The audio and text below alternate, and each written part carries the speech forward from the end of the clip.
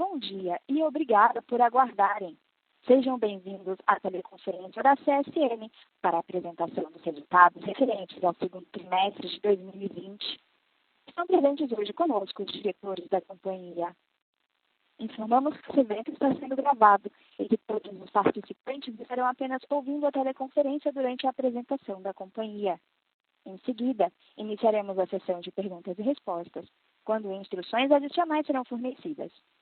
Caso algum dos senhores necessite de alguma assistência durante a conferência, queiram, por favor, solicitar a ajuda de um operador, digitando *0.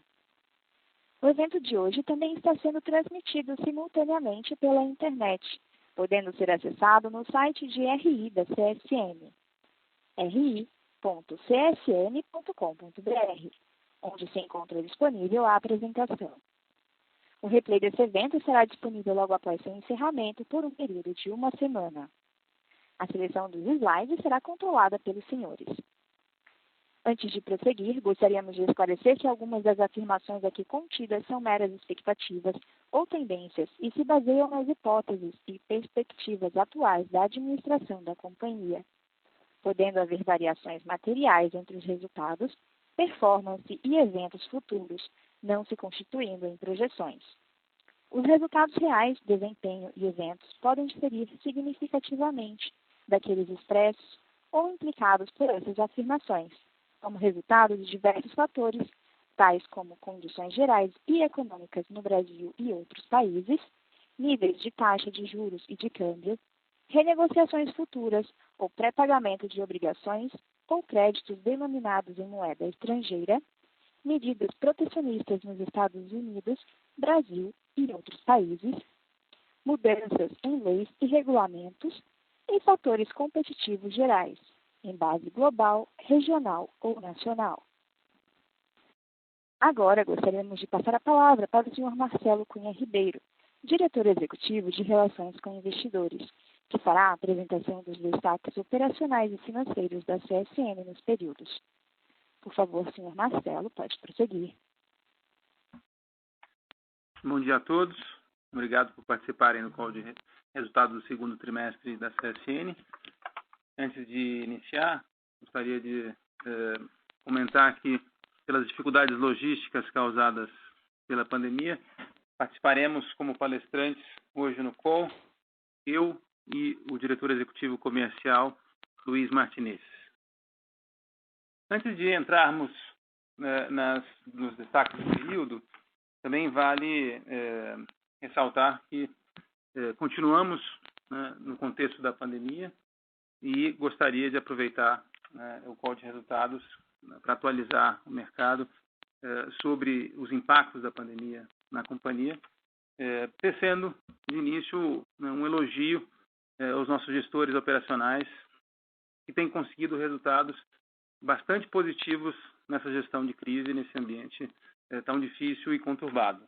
Nós temos a felicidade de ter um número muito limitado de casos dentro de nossas áreas operacionais, seja em Volta Redonda, na mina, seja no porto, seja nos escritórios administrativos, e isso em função de protocolos e procedimentos estritos e rigorosos seguido por não só a liderança, mas por toda a nossa força de trabalho, o que tem resultado em que as operações não foram afetadas, não tivemos interrupções, pudemos lidar com, claro, um absenteísmo mais elevado e com mudanças em turnos, em procedimentos, mas sem afetar resultados, graças a todo esse alinhamento e colaboração. Pudemos também, ao longo do período, atender todas as solicitações das autoridades, seja de saúde, seja de Ministério Público do Trabalho,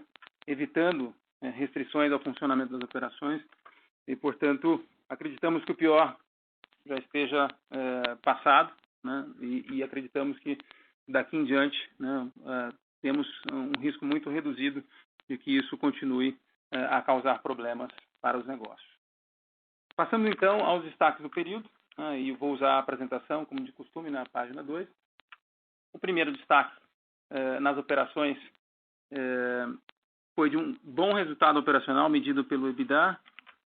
Em particular, a surpresa positiva não esteve no nosso negócio que tem gerado a maior parte de resultados, que foi a mineração, mas sim na siderurgia e nos demais negócios. Nós tivemos um início de trimestre muito afetado por quarentenas e lockdowns em grandes cidades e mercados de atuação, e a impressão inicial era de um impacto bastante profundo, inclusive em resultados financeiros, seja na siderurgia, seja no cimento. E o que se revelou foi uma recuperação mais rápida do que se imaginava, do lado da demanda, com certeza, mas também uma estabilidade de preços, como veremos, e nenhuma descontinuidade nas operações. Isso permitiu uma recuperação sequencial, inclusive de resultados operacionais, que, aliado à esperada recuperação de volumes na mineração, também nesse contexto de bons preços e câmbio desvalorizado, fez com que chegássemos a um EBITDA de 1,9 bilhões, o que, dentro de um contexto de pandemia, nos surpreendeu até mesmo aqueles mais otimistas. Com relação ao segundo pilar dos nossos destaques, que é o Liability Management, esse foi um trimestre de entregas. Já vínhamos fazendo uma série de gestões para retirar a pressão sobre a liquidez, alongando o nosso passivo. E neste segundo trimestre conseguimos anunciar o alongamento com bancos públicos, mais de 1,7 bilhão com o Banco do Brasil e Caixa, além de avançar bastante na extensão com bancos privados. Isso deve ser anunciado em breve, como também comentaremos ao longo da apresentação. Isso em conjunto com acesso a novos financiamentos, seja no Brasil, seja no exterior, usando nossas companhias na Europa, nos Estados Unidos, nos permitiu um acréscimo de liquidez importante, o que é essencial no momento de crise, foi aumentar essa liquidez. Então, foi também um destaque a ser celebrado. O último ponto, a questão da alavancagem, foi um trimestre novamente impactado pela desvalorização cambial, mas, mais uma vez, as nossas políticas de hedge accounting protegeu o resultado, evitando as volatilidades do câmbio, e a nossa política de hedge natural, ao ter receitas de exportação, também vão compensar esse pequeno acréscimo na alavancagem ao longo do tempo. Além disso, fizemos mais recentemente mais um pré-pagamento de minério, trazendo mais de 600 milhões de reais para reduzir o endividamento, o que também ajudou a manter essa alavancagem constante. E com a visibilidade que temos de melhora de resultados, já inclusive temos possibilidade de colocar um guidance muito firme de redução de alavancagem para baixo de 4 vezes no fim do ano. Então, isso foi também algo que anunciamos ontem à noite, que vamos comentar ao longo da apresentação. Esses foram os destaques, e aí seguimos na página 4, com a evolução do EBITDA no trimestre, negócio a negócio. Foi uma evolução de 45% no crescimento do EBITDA consolidado, esse acréscimo de mais de 500 milhões de reais.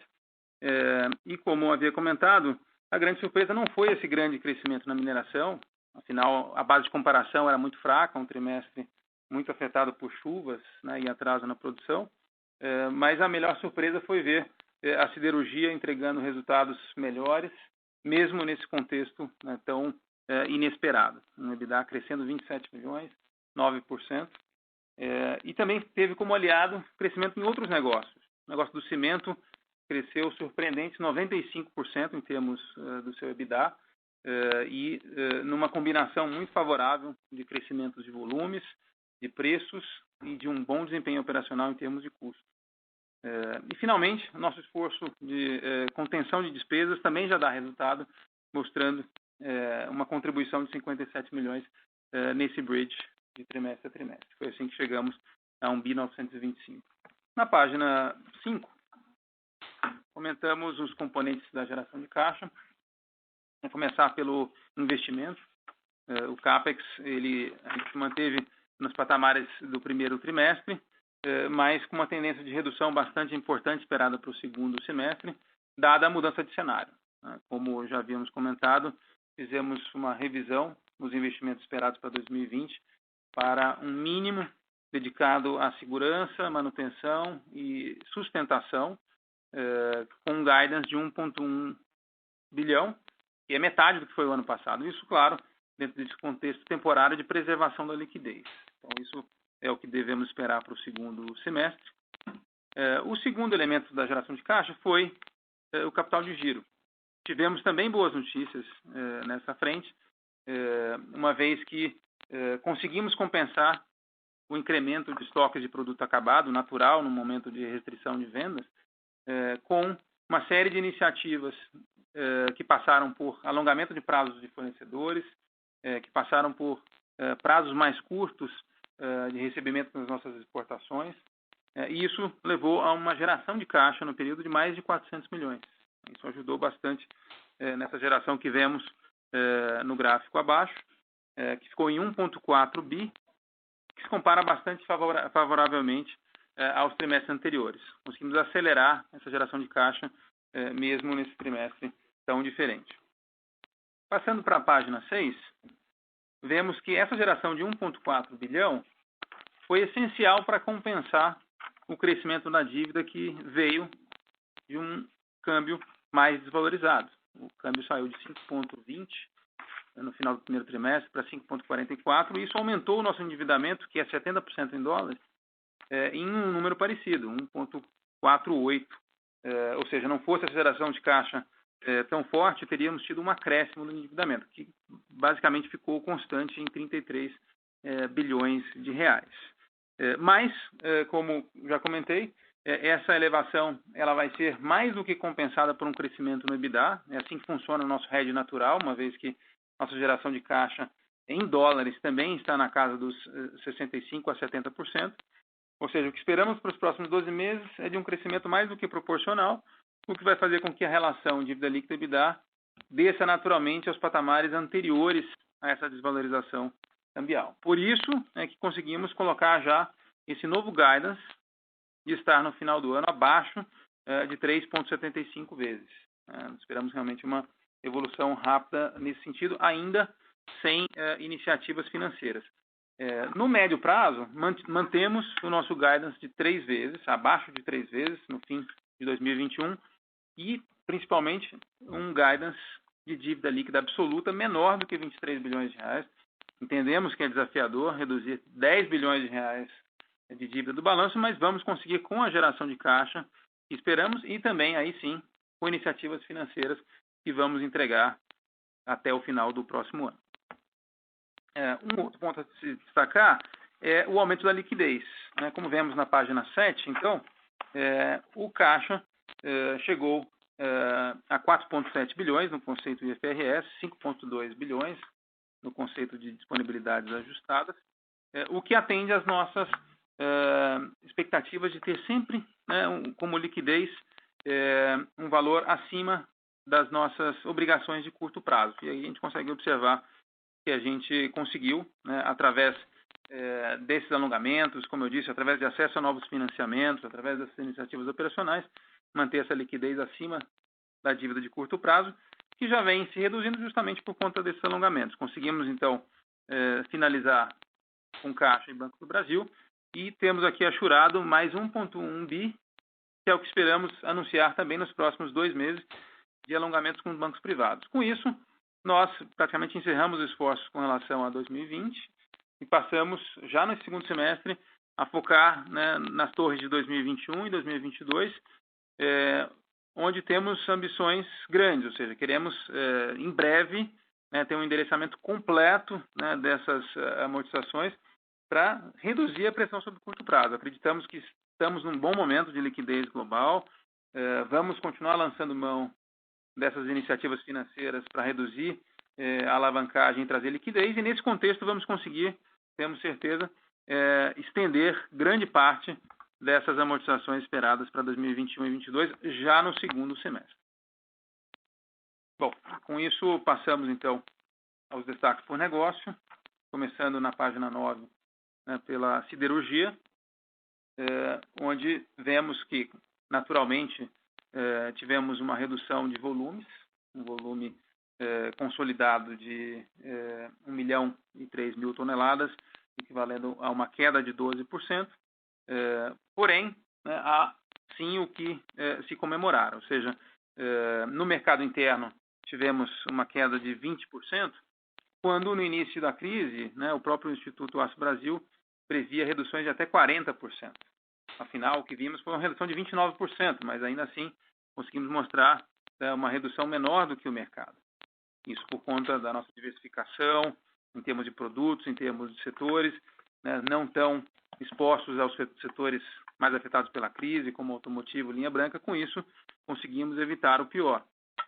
Também a nossa diversificação geográfica ajudou, né? Conseguimos, mesmo nesse contexto do mercado de aço global muito enfraquecido, aumentar exportações. Crescemos 7%, contribuiu para mitigar essa queda de volumes, usando os nossos canais de exportação via subsidiárias em Portugal e nos Estados Unidos, e também exportações diretas, se aproveitando de um câmbio mais desvalorizado.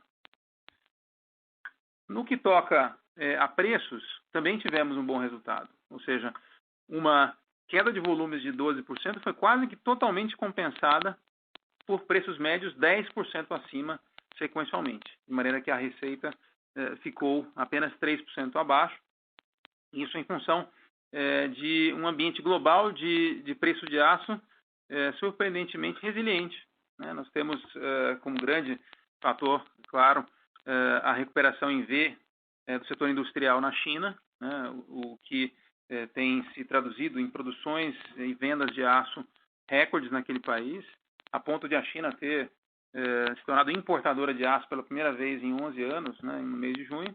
Isso tem sustentado preços internacionais num nível interessante e trazendo, né, numa paridade com o preço interno, espaço para repassos de custo, que foi o que fizemos agora, inclusive em julho, e que ainda não estão refletidos aqui, né?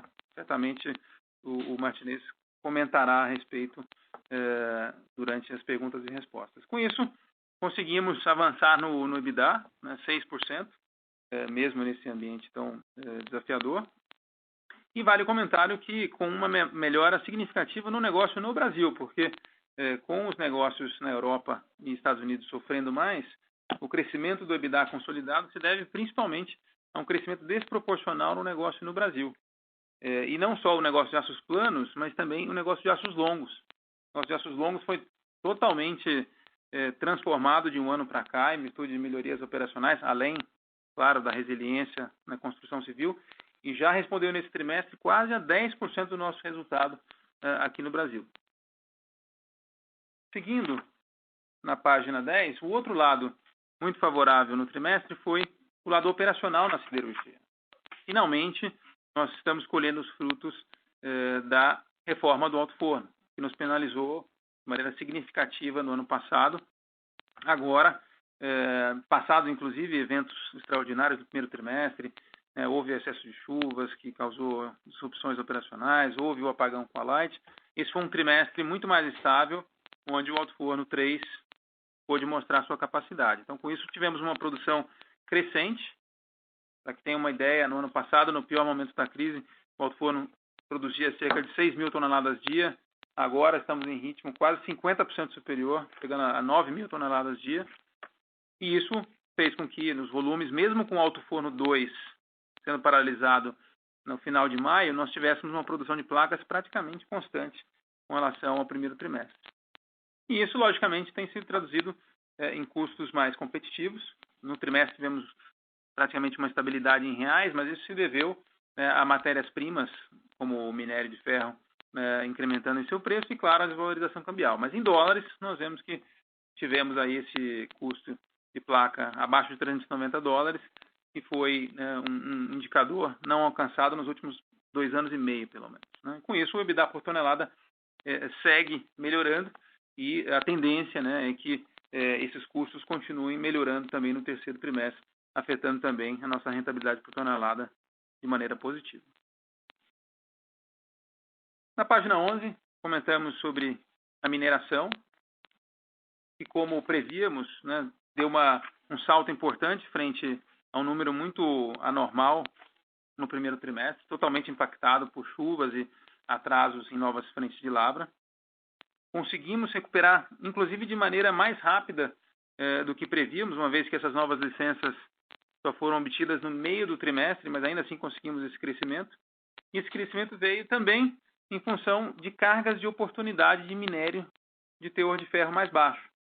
O momento atual do preço do minério é tão favorável, né, que mesmo cargas com teor de ferro abaixo de 60%, abaixo de 58%, têm obtido margens surpreendentes. Isso fez com que pudéssemos usar essas cargas com oportunismo, ajudando aí receitas e margens por tonelada, mas fez com que a realização de preços fosse marginalmente afetada. Por isso que vemos que o preço realizado em dólares foi marginalmente inferior ao do trimestre anterior, mesmo no ambiente onde o indicador Platts subiu, mas com um impacto bastante positivo sobre rentabilidade, e assim conseguimos demonstrar aí esse crescimento de 54% no nosso EBITDA, que foi o segundo melhor EBITDA da unidade de mineração na história. O que vemos com relação à produção é uma clara tendência de recuperação. Nós temos nosso guidance de 33 a 36 milhões de toneladas de produção mais compras de terceiros para o ano de 2020. Portanto, o que se espera do segundo semestre é uma retomada dos níveis de volumes vistos no ano passado, ou seja, mais próximos de 10 milhões de toneladas. Isso certamente fará com que consigamos melhorar, inclusive, nossa eficiência operacional, custo de produção, ajudando ainda mais as margens. Finalmente, na página seguinte, temos um comentário sobre o nosso negócio de cimentos, que passou nesse trimestre, esperamos que também nos próximos trimestres, por uma fase bastante positiva de recuperação. O que temos observado é uma aceleração de projetos de reforma, manutenção e de certos projetos de construção civil que estavam parados, se aceleraram durante a pandemia, fazendo com que a demanda por cimento crescesse muito rápido, de maneira que até em junho tivemos um crescimento de 24%, que não se via havia muitos anos. Isso claramente se traduziu nos nossos números também, né, não só em termos de volume, onde conseguimos crescer um dígito alto, mas também em preços, onde já houve uma evolução no mercado de 2 dígitos. Com isso, conseguimos crescer aí nossa receita líquida quase 20% no trimestre, com impacto bastante positivo em rentabilidade medida pelo EBITDA. Chegou a 27 milhões, com margem de 16%, e isso ainda não reflete o que veio agora no terceiro trimestre, ou seja, essas tendências continuam. Nós acreditamos que os projetos de residenciais, né, e de novos lançamentos vão continuar acontecendo. Nós temos o mercado capitalizado, então acreditamos que essa é uma tendência que vai perdurar pelo resto do ano, trazendo a nossa unidade de cimentos para um outro nível de relevância dentro da CSN. Por isso, trouxemos também aqui esses indicadores. Creio que com isso encerramos a apresentação e podemos abrir para perguntas e respostas. Obrigada. Iniciaremos agora a sessão de perguntas e respostas para investidores e analistas. Caso haja alguma pergunta, por favor, digitem *1. Se a sua pergunta for respondida, você pode sair da fila digitando *2. Solicitamos a gentileza de tirarem o fone do gancho ao efetuarem a pergunta. Dessa forma, uma ótima qualidade de som será oferecida.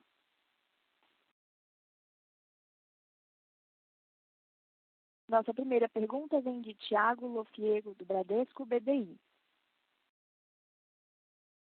Bom dia a todos, obrigado. Tenho 2 perguntas aqui. A primeira em relação aos volumes da mineração nos próximos trimestres, né? Como é que a gente deve pensar nessa evolução? Queria entender se as questões de autorizações de lavras, né, que vocês sofreram aí no primeiro semestre, se já estão resolvidas e se a gente deve ver, de fato, um ramp-up forte aí de produção no ano, e se trabalhar com 35 milhões de toneladas, mais ou menos, ainda é factível para esse ano. A segunda pergunta, em relação a eventos de liquidez, né, e aí daí também pensar um pouco em alocação de capital. dado que vocês estão conseguindo negociar dívidas com os bancos e estão gerando caixa, como é que fica a cabeça de vocês em relação a mais eventos de liquidez, né? A gente deve esperar mais pré-pagamentos, a gente deve esperar uma venda do stake da mineração, ou vocês agora estão talvez um pouco mais tranquilos, por mais que o ratio, né, de net debt to EBITDA tenha subido e tem um fator contábil importante aí, por mais que tenha subido, queria entender se vocês estão com a cabeça um pouco mais tranquila em relação ao balanço de vocês. E aí, dessa pergunta, pensando em alocação de capital, que projetos que estão na fila, né, passando esse período de pandemia, o que a gente deve esperar aí de expansões, né? Expansão na mineração, ou eventualmente, né, uma nova linha, né, downstream no aço, como é que está a cabeça de vocês em relação a isso? Obrigado.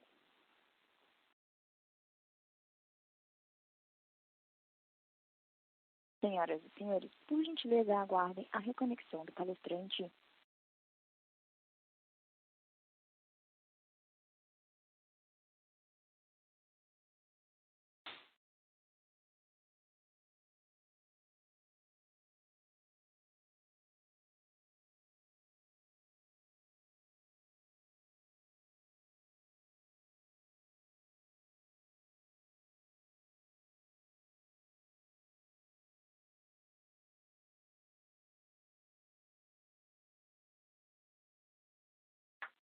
O palestrante Marcelo Ribeiro está reconectado. Oi, Marcelo, você quer que eu repita a pergunta? Então, eu entendi que a primeira era sobre volumes da mineração e segundo, eventos de liquidez, é isso? Isso, e aí depois eu vim de liquidez, só complementei pensando em alocação de capital, né? Se vocês, enfim, nesse contexto de balanço com uma tendência de melhora, como é que vocês estão pensando na alocação de capital para frente, né? A gente deve começar a pensar já em vocês executarem a expansão da mineração, a linha de galvanização lá de galvanizados, né, na siderúrgica. Então, só para entender como é que está a cabeça de alocação de capital também. Perfeito. Obrigado pelas perguntas. Em relação ao volume de mineração, como eu mencionei, nosso guidance de 33 a 36 milhões continua mais válido do que nunca.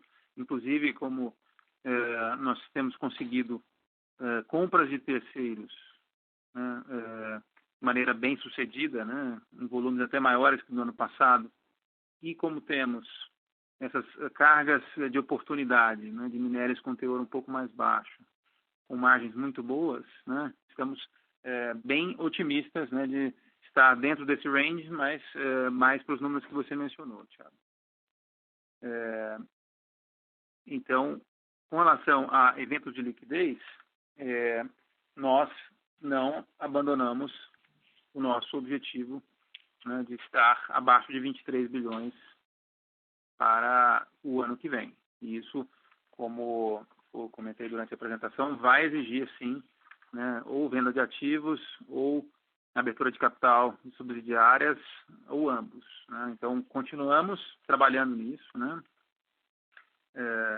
Vamos estudar, né, realmente o IPO da mineração, como já comentado.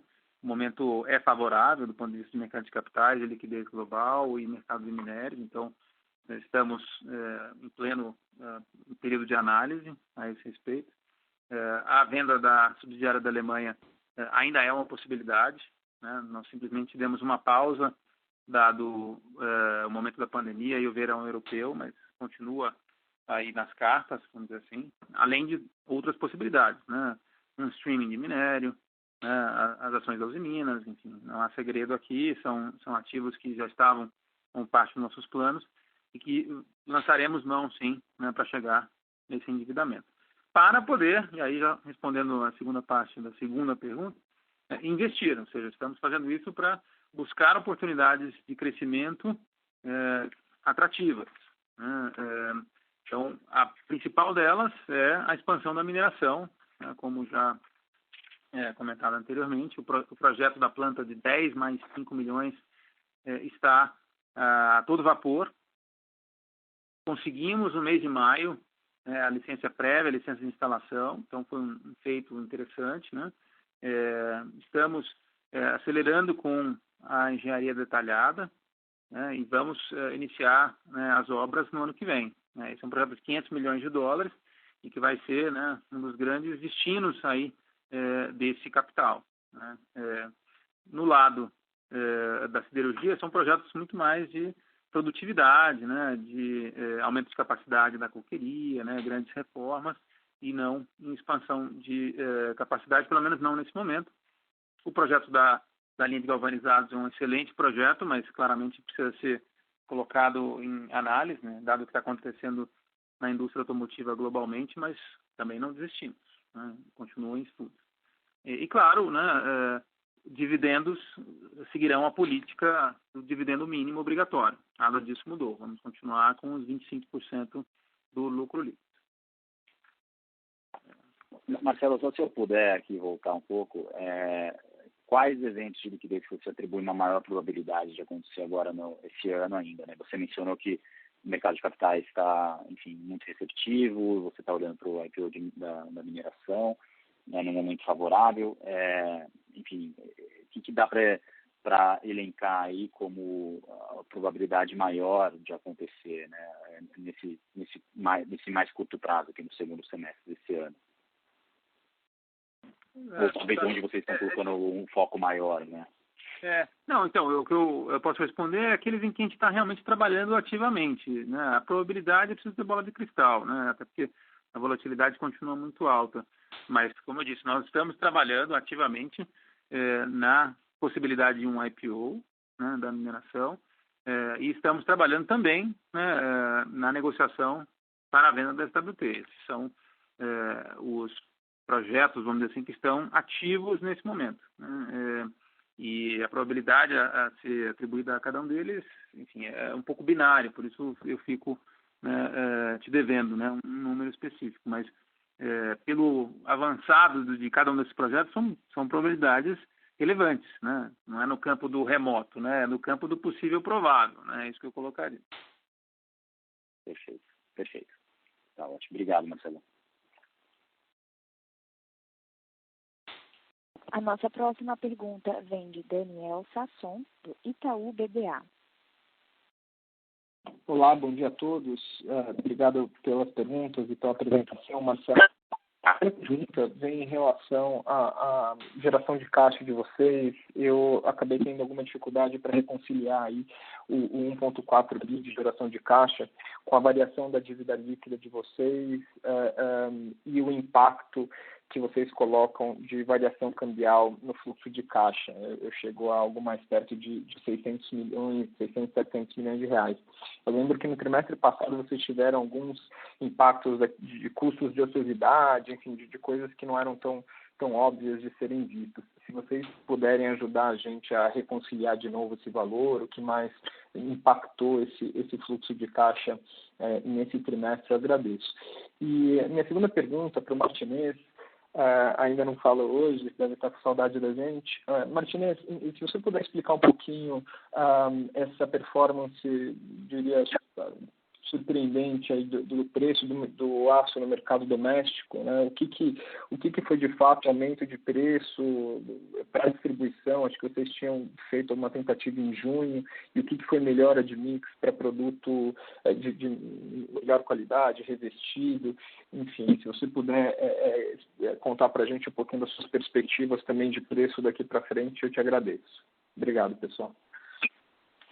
Rapidamente, que acho que a melhor resposta é do Martinez.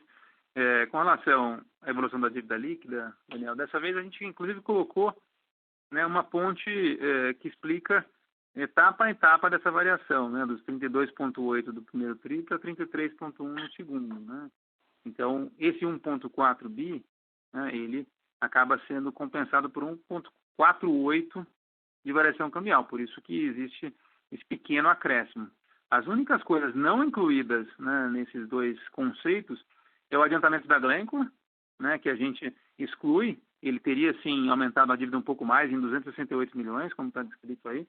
Por que a gente exclui isso? Porque a gente sabe que a gente fica renovando ele, assim como ficou demonstrado, a gente acabou de anunciar um outro, né, por 600 milhões, então a gente excluiu ele. E tem uma linha de outros aí, que essa é a única coisa que você deveria estar realmente com mais dificuldade de conciliar. São 100 milhões, né? E esses 100 milhões, uma parte, 60 milhões, por exemplo, são os nossos aportes à obra da Transnordestina, né, que é uma coisa absolutamente não recorrente, já prevista, a gente já tinha falado sobre isso, né, é o final de um compromisso que a gente tinha feito, né, para o reinício da obra, que é o que está aí. O resto a gente conseguiu conciliar bem, inclusive através de notas explicativas dentro do release. Eu recomendaria olhar aí com cuidado os footnotes que a gente colocou dentro da ponte aí do fluxo de caixa. Se ficarem dúvidas, claro, estamos aqui à disposição, eu e meu time, para tirar na vírgula aí a dúvida que você tiver. Aí passo a palavra para o Martinez. Oi, Daniel, bom dia. Mais uma vez, obrigado pela pergunta, né? E acho que eu tenho que ser honesto intelectualmente para responder essa pergunta e respeitar aí o relatório que alguns dos analistas fizeram e responder essa pergunta com o detalhe necessário, né? E falando um pouquinho da performance da CSN. Primeiro, né? O Marcelo já falou algumas coisas, mas eu vou detalhar alguns pontos que eu acho relevante para a gente entender, solidificar e perpetuar, porque daqui para frente é o que nós vamos fazer, né? Primeiro que, se você reparar, a nossa receita líquida, com todo esse transtorno no mercado, no mundo, ela caiu apenas 2,8, né? Então, a gente manteve aí o patamar de 3,5 bilhões de reais no trimestre. Um outro ponto que também é muito importante, a gente percebe qual a grande importância de ter um preço, né? O preço, na verdade, é o maior ativo que tem numa companhia, né? O preço hoje, nós chegamos num preço de 3.430, quer dizer, 10%, sendo que no MI, também nessa situação muito desfavorável e muito desafiadora, a gente teve que ser muito mais do que resiliente, teve que ser tenaz mesmo, para dobrar e não quebrar, né? E no semestre, também, Daniel, a gente, apesar de tudo isso, ter caído 20% no trimestre, no segundo, a gente caiu no semestre 12%. Que é algo bastante positivo no meu modo de entender. Entrando um pouquinho no detalhe do que a gente fez, eu acho que a grande sacada aí, na verdade, a gente nunca teve um mix tão forte de valor agregado. A gente chegou a 53% da nossa venda de aços planos. Se você fizer a conta direitinho aí, você vai somar 750 mil toneladas de aços planos, 400 mil de material revestido.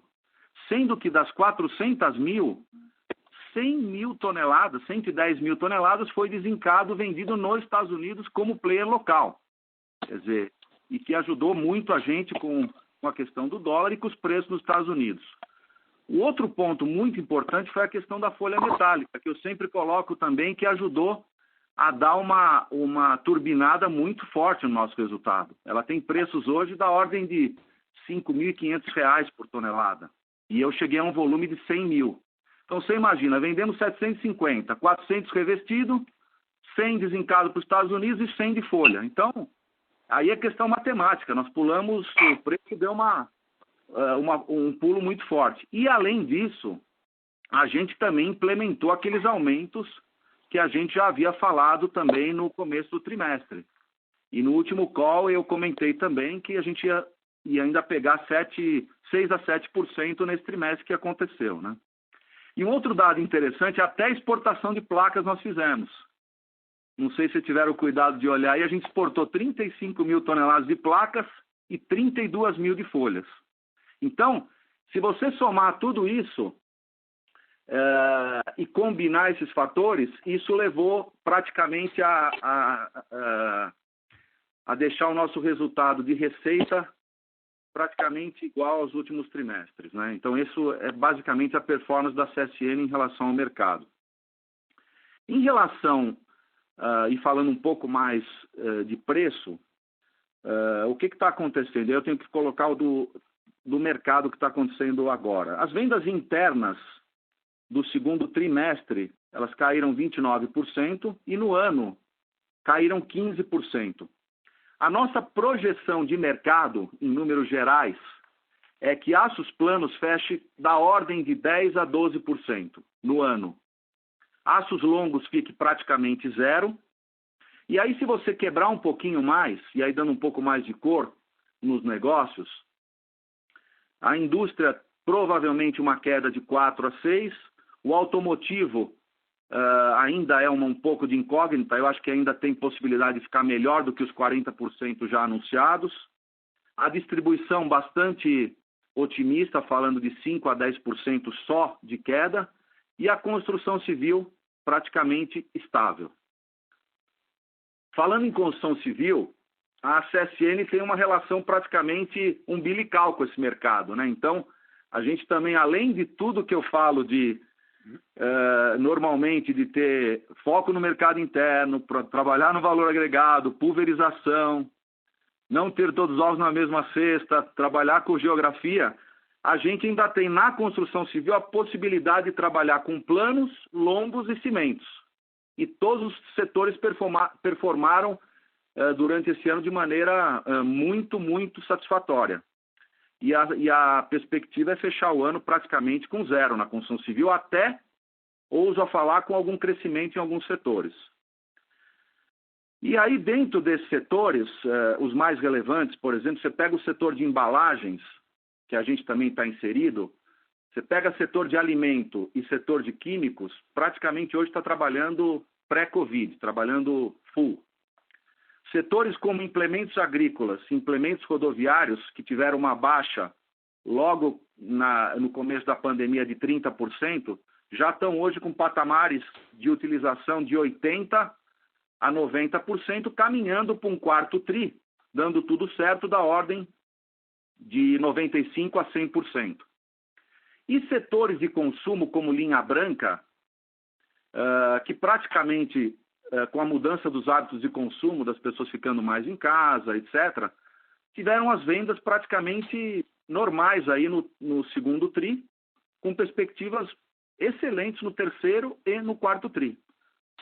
O único setor que ainda puxa a demanda de aço para baixo e que a CSN hoje tem uma participação relativamente baixa, e que no segundo trimestre ficou com apenas 5%, é o setor automotivo, que ainda fala de uma queda de 40%, mas o mês passado já emplacou 160 mil carros, que não é nada mal para uma retomada. Há quem diga que no terceiro e no quarto tri esse patamar já passe para 80%.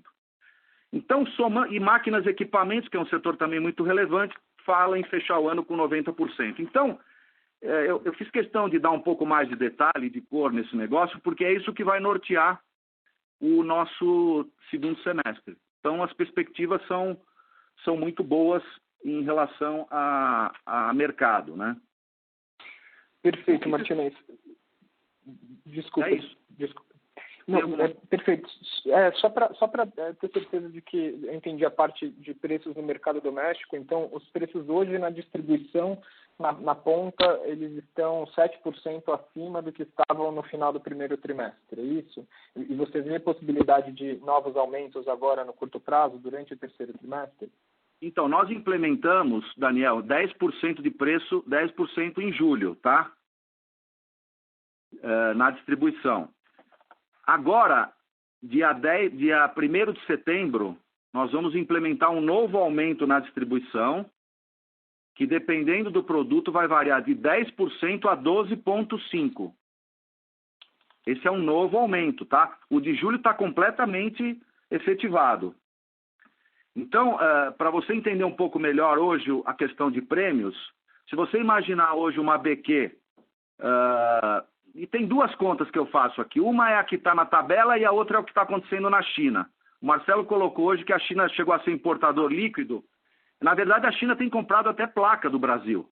Então, chegou até a $500 o BQ na China. Então, vamos imaginar que o BQ varie de $470 na China a $500 com câmbio fixo de 5,15. E um preço aqui no mercado interno de 2.800, 2.850, ainda sem o aumento de 10%, esse prêmio é de 8% a 13%. Tá? Então, esse aumento de setembro ele é mais do que racional para que seja aplicado, imaginando que tem uma equação favorável de oferta e demanda, porque, de alguma maneira, hoje as usinas estão trabalhando com patamar, na minha opinião, da ordem de 750 a 800 mil toneladas, não há nenhum excesso ainda de oferta e demanda, não há razão para ter importação mais forte do que o normal, e o dólar nesse patamar também inibe qualquer tipo de importação mais forte. Então, o cenário para a correção dos preços agora é totalmente favorável para setembro. Não sei se ficou claro, para não confundir os aumentos aí, né? O que está acontecendo no julho já foi implementado e não está no resultado ainda, tá, Daniel? Perfeito, Martinez. Obrigado.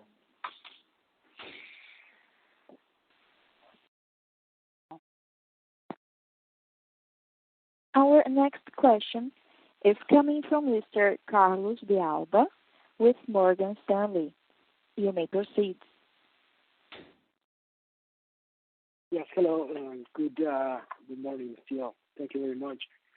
So my first question is, Marcelo, maybe coming back to the cash flow statement, there was about $604 million change in working capital that helped the cash flow operations in the quarter. In the Portuguese version, it is attributed to tributos and fees. So I wonder if you can explain a little bit more what that is, given that it's about a little bit more than a third of the cash flow generation in the quarter. And then coming back to the balance sheet discussion, so the expectation that the company has is to be able to reduce net debt and net debt to EBITDA to 23 billion and 3 times by the end of next year. What iron ore price are you forecasting implicitly in these numbers, as well as are there any subsequent increases in steel domestic prices that are embedded in that calculation? Thank you very much. Carlos, obrigado pela pergunta. Com relação ao fluxo de caixa e capital de giro, como eu mencionei na apresentação, a gente teve variações importantes em cima de iniciativas intencionais, ou seja, nós fizemos gestões pontuais nesse trimestre para aumentar a liquidez, né? Então, no caso do estoque, o estoque de produto acabado cresceu, mas fizemos gestões importantes para reduzir a margem de cobertura em sobressalentes, em matéria-prima, evitando um aumento ainda maior de estoques. E do lado do passivo, fizemos um alongamento importante com fornecedores, negociado com fornecedores que podem suprir esse alongamento, principalmente fornecedores internacionais, de carvão e coque, né, e pelota. E isso ajudou de maneira significativa também, né, no fluxo de caixa. Do lado dos recebíveis, temos aí a sorte de ter recebíveis de volume na mineração, com cartas de crédito confirmadas, o que torna esse tipo de recebível uma moeda bastante líquida, né? Então, em algumas situações, conseguimos antecipar esses recebíveis sem custo, outras com custo financeiro muito baixo. E isso foi, né, que trouxe esse fluxo de caixa tão significativo. Em menor monta, o que ajudou também foram as ações de apoio, né, do governo à liquidez. Então, esse diferimento, né, por exemplo, de impostos e de taxas e de contribuições previdenciárias também ajudou. Então, esse conjunto de ações é que levou a que tivéssemos esse capital de giro ajudando de maneira tão significativa.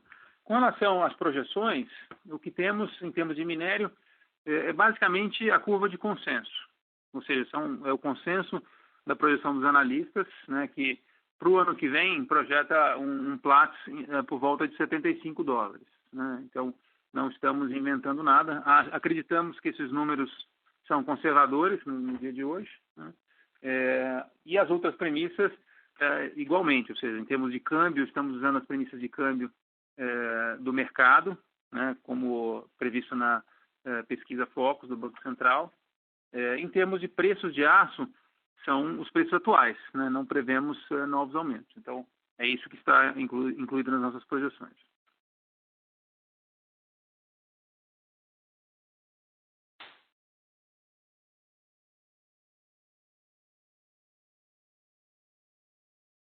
Lembrando que para fazer perguntas, basta digitar *1.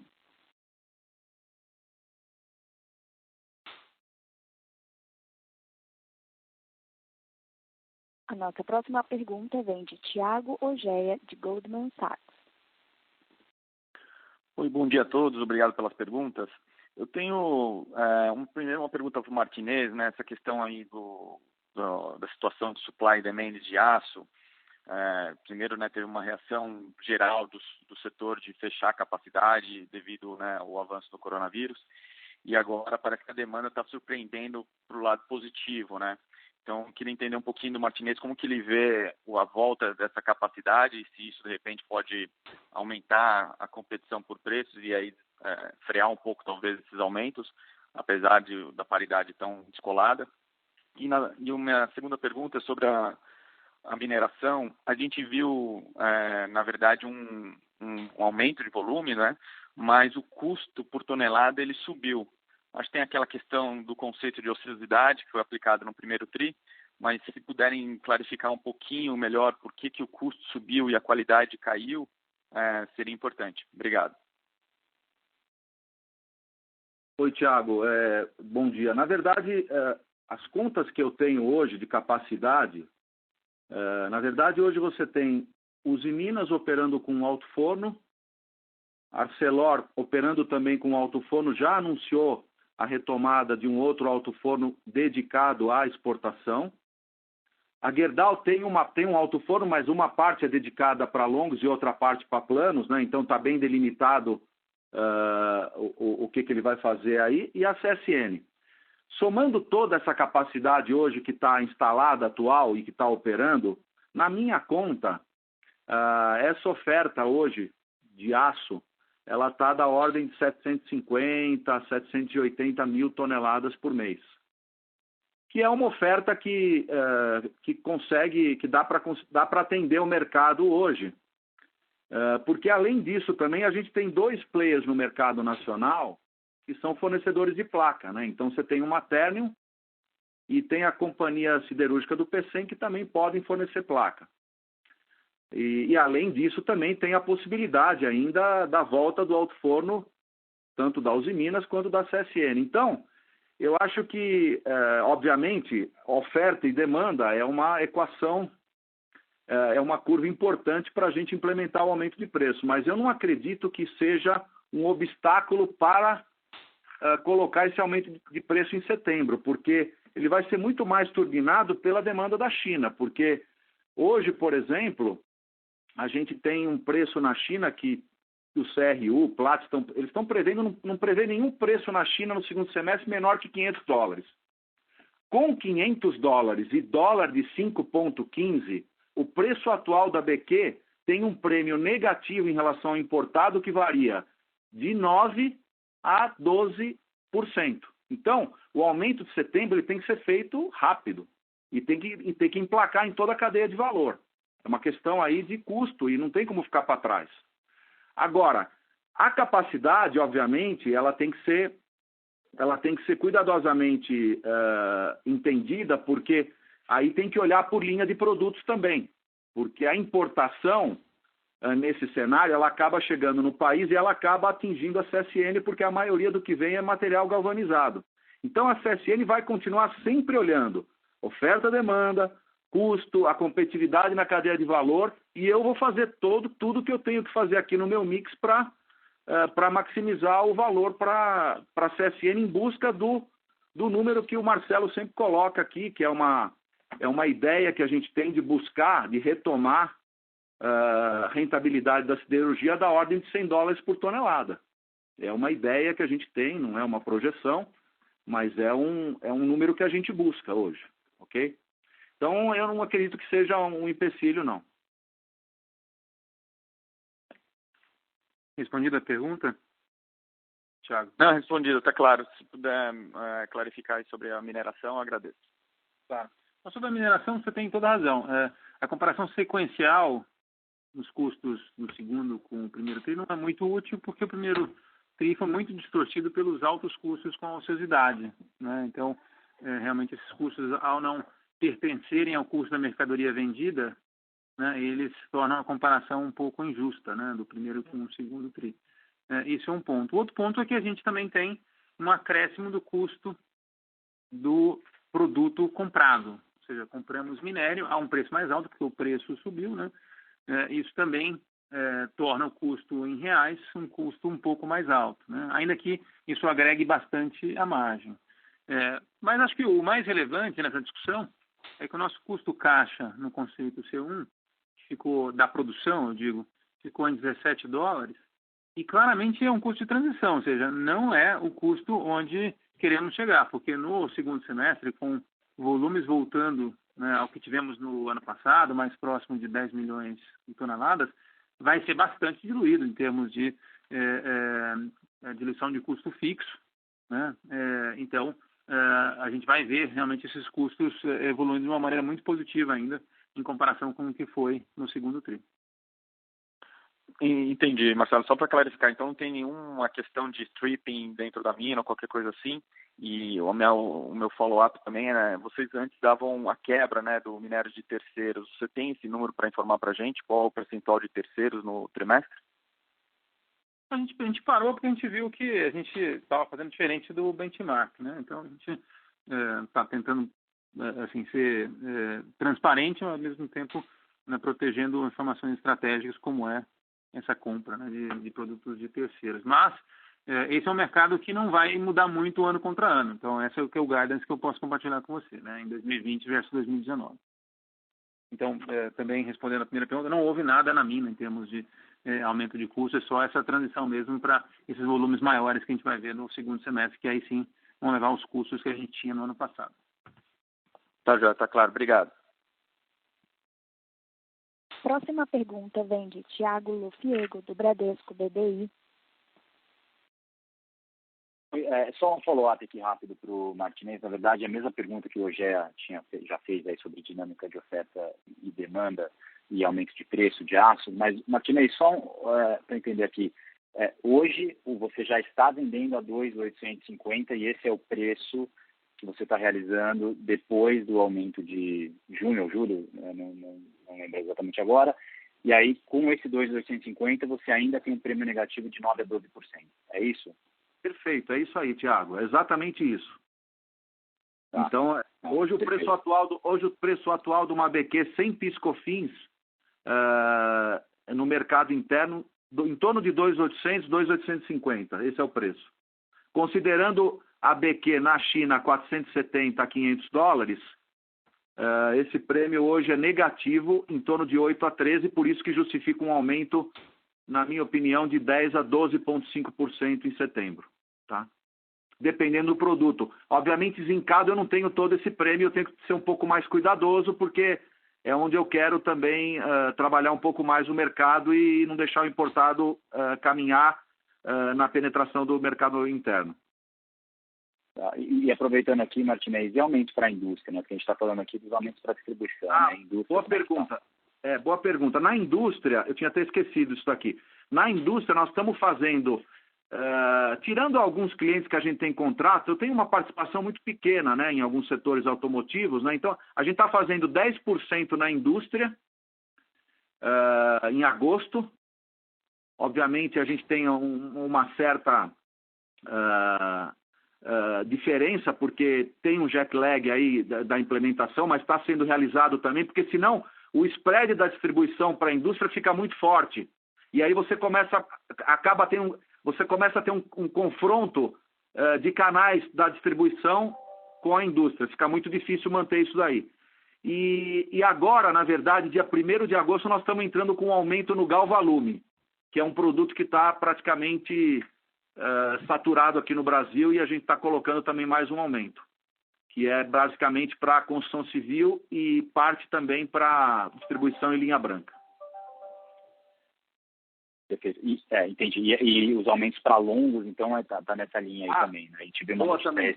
Eu até esqueci de falar de longos. Longos, na verdade, a gente está trabalhando full, né? A gente é o menor do mercado, mas longos eu estou privilegiando. Na verdade, longos a gente tem, como cimento a gente tem hoje 20 mil clientes cadastrados, só para você ter uma ideia. A gente vende todo mês para 10 mil. Em Longos, eu tenho praticamente 8 mil clientes todo mês em Longos. Então, a gente está vendendo... Eu vendo menos para mais clientes. Então, a gente está aumentando da ordem de 12% Longos. A gente fez 6% mês passado e está fazendo 6% esse mês. Tá? Desculpa, 6 e 6. 6 e 6, é. E Longos a gente está vendendo na média por mês, aí tem no balanço aí, mas você pode considerar daqui para frente uma média de 18 a 19 mil por mês. Aqui no Brasil, tá? Porque tem a Alemanha que eu não estou contando. Perfeito. Obrigado, Martinez. Obrigado. Próxima pergunta vem de Leonardo Correia, do BTG Pactual.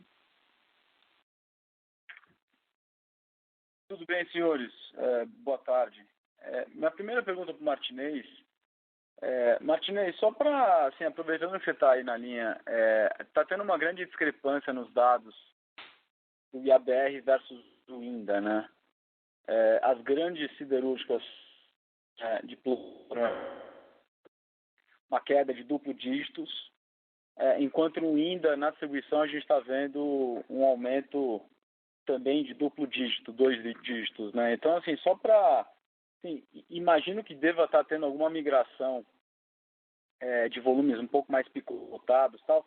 Eu queria ver de você se tem alguma coisa a mais acontecendo no mercado e se essa mudança ela continua para frente. Queria ver, enfim, ouvir a sua leitura sobre esse movimento, essa discrepância que está muito grande entre os dados do IABR versus o INDA. E para o Marcelo, só uma pergunta pontual, Marcelo, para ajudar a gente nos modelos. Você falou do guidance de minério de ferro para 2020, né, que fica em 33 a 36 milhões. Se você puder abrir 2021 e 2022, por favor, ajudaria. São as perguntas. Obrigado. Ô, Léo, bom dia. Essa é uma pergunta muito inteligente, porque é difícil de entender o que está acontecendo para quem não está acompanhando o mercado para e passo. Na verdade, o INDA está tendo um aumento de consumo aparente, porque o que aconteceu? Nessa crise toda, os clientes ficaram com receio de programar e de se planejar. Então, eles preferiram comprar da mão para a boca. Então, o distribuidor, como tinha um estoque no material e precisava também vender e realizar, ele começou a vender em quantidades fracionadas. Então, ele foi muito mais fácil o cliente acessar o distribuidor em quantidades menores, comprar e esperar um pouquinho e não se estocar. O que aconteceu simultaneamente agora é o seguinte: teve um certo descompasso por conta das outras usinas, que não a da CSN, que não parou a produção, foi a última a parar a produção. Teve um pouquinho de uma falta de planejamento das cadeias ajusantes na indústria, que além de se desestocarem, não planejaram corretamente.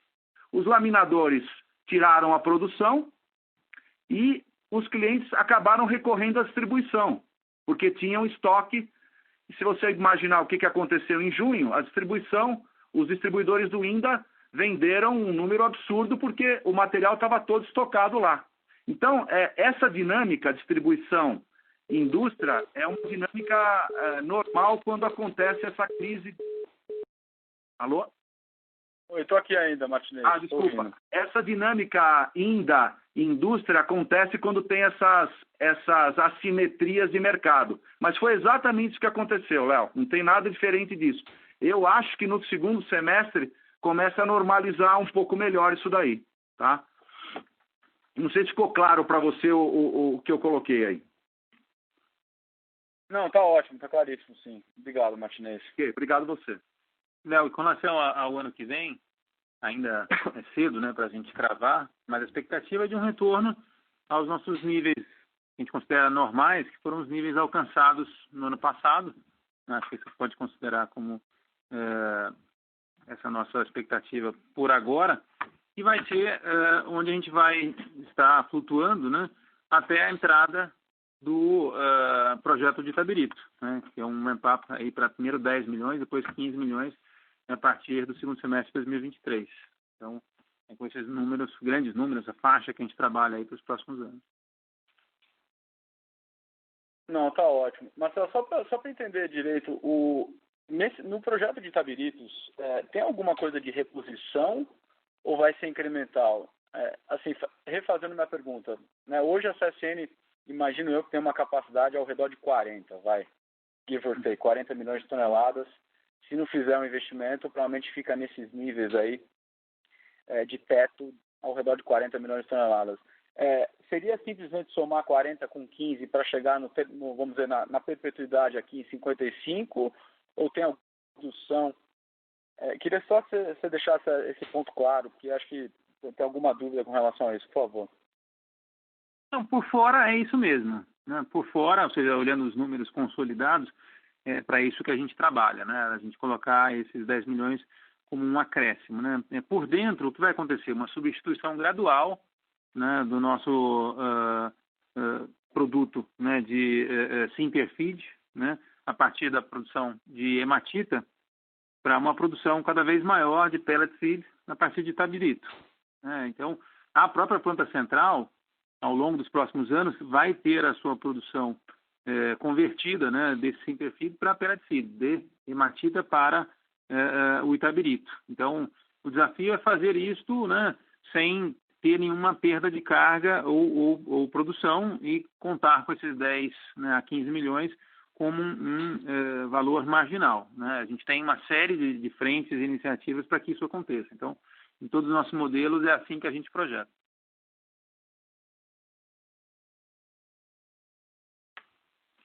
Tá claro. Você cortou no final, mas eu entendi. Obrigado, Marcelo e Martinez. Ok. Próxima pergunta vem de Gabriel Galvão, da Credit Suisse. Opa, boa tarde, pessoal.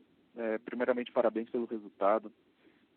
A minha primeira pergunta seria em relação à retomada do Alto Forno 2 de vocês.